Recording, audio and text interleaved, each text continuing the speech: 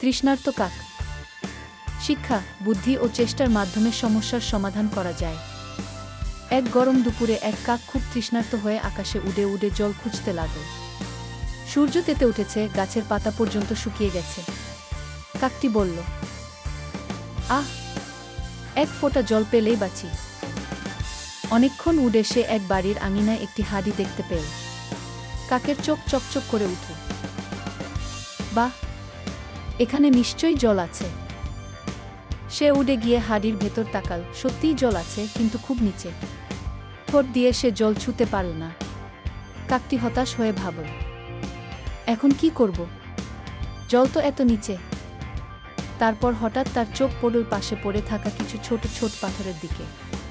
কাকের মাথায় বুদ্ধি এলো।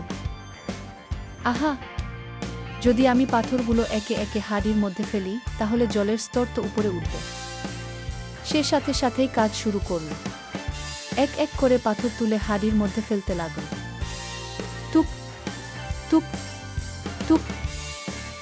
ধীরে ধীরে জল উপরে উঠতে লাগল। অবশেষে জল এতটাই উপরে এলো যে কাক সহজেই ঠোঁট ডুবিয়ে জল খেতে পারল।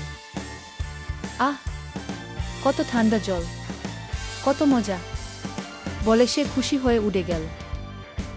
এই গল্পটি থেকে আমরা যা শিখলাম, বুদ্ধি, ধৈর্য আর চেষ্টা থাকলে কোনো সমস্যাই অসম্ভব নয়।